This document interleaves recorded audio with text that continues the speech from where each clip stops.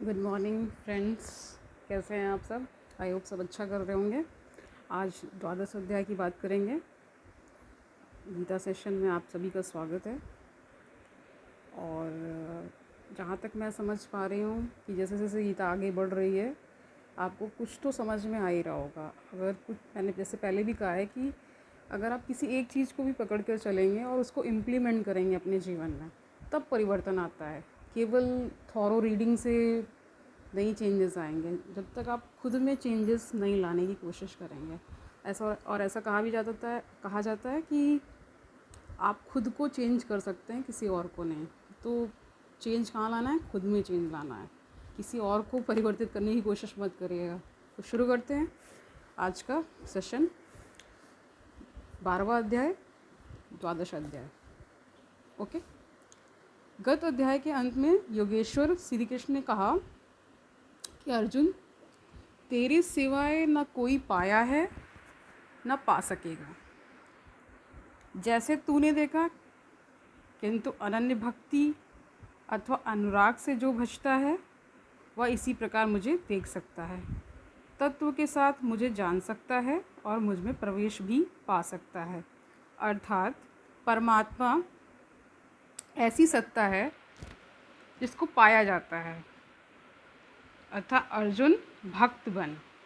अर्जुन ने इस अध्याय में प्रश्न किया कि भगवान, अनन्य भाव से जो आपका चिंतन करते हैं और दूसरे वे जो अक्षर अव्यक्त की उपासना करते हैं, इन दोनों में उत्तम योगवेत्ता कौन है? योगेश्वर श्री कृष्ण ने कहा कि दोनों मुझे ही प्राप्त होते हैं, किंतु मैं अव्यक्त स्वरूप हूँ जो इंद्रियों को वश में रखते हुए मन को सब ओर से समेट कर अव्यक्त परमात्मा में आसक्त है। उनके पथ में क्लेश विशेष है। जब तक देह का अभ्यास है, मतलब उसका आप भान का मतलब होता है कि पता चलना, मतलब ठीक है, तब तक अव्यक्त स्वरूप की प्राप्ति दुखपूर्ण है। क्योंकि अव्यक्त व्यक्ति जो है वो तो व्यक्त नहीं है, वही अव्यक्त है। क्योंकि अव्यक्त स्वरूप तो चित्त के निरोध और विलय काल में मिलेगा। उसके पूर्व उसका शरीर ही बीच में बाधक बन जाता है। मैं हूँ, मैं हूँ, मैं हूँ, मुझे पाना है, मुझे पाना है, ऐसे कहते कहते अपने शरीर की ही ओर घूमा जाता है। उसके लड़खड़ाने का भी अधिक संभावना है। अतः अर्जुन, तू संपूर्ण कर्मों को मुझ में अर्पण कर अनन्य भक्ति से मेरा चिंतन कर। जो मेरे परायण भक्तजन हैं, संपूर्ण कर्मों को मुझ में अर्पण करके मानव शरीरधारी मुझ सगुण योगी के रूप का ध्यान द्वारा तैल धारावत निरंतर चिंतन करते हैं, उनका मैं शीघ्र ही संसार सागर से उद्धार करने वाला हो जाता हूँ। अतः भक्ति मार्ग श्रेष्ठ है। अर्जुन, मुझ में मन को लगा। आपको मन कहाँ लगाना है? श्री कृष्ण में लगाना है। मन ना लगे तो भी लगाने का अभ्यास कर। जहाँ भी चित्त जाए पुनः घसीट कर उसका निरोध कर। या भी करने में असमर्थ है तो तू कर्म कर। कर्म एक ही है, यथार्थ कर्म। तू कर्म करता भर बन जा, दूसरा ना कर। उतना ही कर, पार लगे चाहे ना लगे।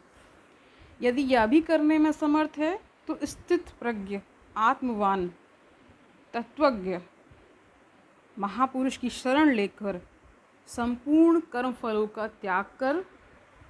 ऐसा त्याग करने से तू परम शांति को प्राप्त हो जाएगा। तत्पश्चात परम शांति को प्राप्त हुए भक्त के लक्षण बताते हुए योगेश्वर श्री कृष्ण ने कहा, जो संपूर्ण भूतों में द्वेष भाव से रहित हैं, जो करुणा से युक्त हैं और दयालु हैं, मतलब समझ ही रहे हैं, सारे बहुत सरल शब्द हैं। ममता और अहंकार से रहित हैं, वह भक्त मुझे प्रिय हैं। जो ध्यान योग में निरंतर तत्पर और आत्मवान है, आत्मस्थित हैं, वह भक्त मुझे प्रिय हैं। जिससे ना किसी को उद्वेग प्राप्त होता है और स्वयं भी जो किसी से उद्वेग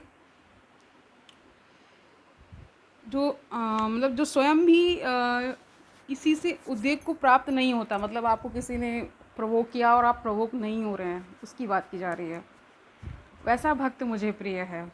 जो शुद्ध है, दक्ष है, व्यथाओं से उपराम है, सारे उनको त्याग कर, मतलब सारे जितने भी आपके विकार हैं उनको त्याग कर जिसने पार पा लिया है, ऐसा भक्त मुझे प्रिय है। संपूर्ण कामनाओं का त्यागी और शुभों का पार पाने वाला भक्त मुझे प्रिय है।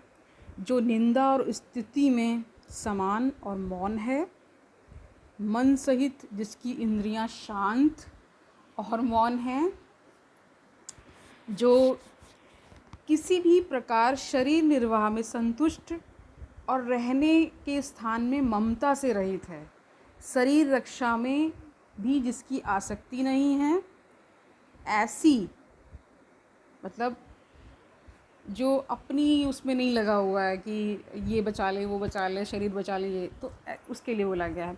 ऐसा स्थित प्रज्ञ भक्तिमान पुरुष मुझे प्रिय है। इस प्रकार श्लोक 11 से 19 तक योगेश्वर श्री कृष्ण ने शांति प्राप्त योग युक्त भक्त की रहनी पर प्रकाश डाला, जो साधकों के लिए उपादेय है।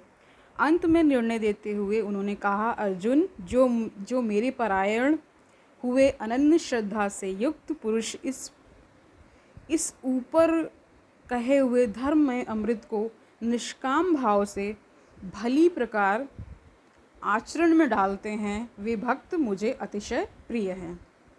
अतः समर्पण के साथ इस कर्म में प्रवृत्त होना श्रेयतर है, क्योंकि उसके हानि लाभ की जिम्मेदारी वह इष्ट यानी सद्गुरु अर्थात भगवान अपने ऊपर ले लेते हैं। यहाँ श्री कृष्ण ने स्वरूपस्थ महापुरुष के लक्षण बताए, उनकी शरण में जाने को कहा और अंत में अपनी शरण में आने की प्रेरणा देकर उन महापुरुषों को अपने समकक्ष घोषित किया। श्री कृष्ण योगेश्वर थे, महात्मा थे। इस अध्याय में भक्ति को श्रेष्ठ बताया गया, अतः इस अध्याय का नामकरण भक्ति योग युक्ति संगत है।